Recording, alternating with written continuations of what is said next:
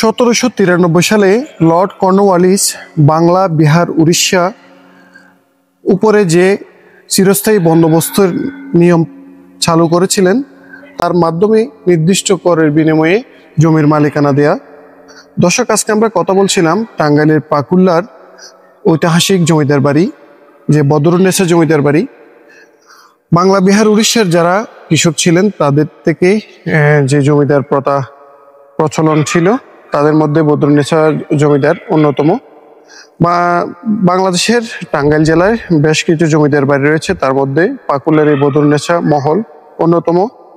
প্রায় 300 বছরের পুরানো জমিদার বাড়িটি এখনো সে অপরিবর্তিত অবস্থায় রয়েছে। 300 বছরের পুরানো স্থাপনায় দেওয়ালে এখনো লেখা আছে 1153 বাংলা।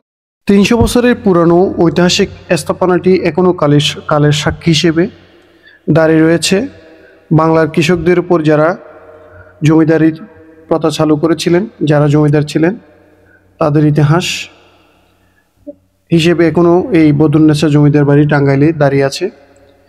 বাংলার কৃষকদের উপর যে অমানবিক কৃষক নির্যাতন করা হতো এই জমির খাজনার জন্য, বদরুন্নেসা জমিদার বাড়ি এটাই লর্ড কর্নওয়ালিসের যে চিরস্থায়ী বন্দোবস্তের যে অন্যতম প্রতিকারক দিক, সেটাই আজকে কালের সাক্ষী হিসেবে দাঁড়িয়ে আছে।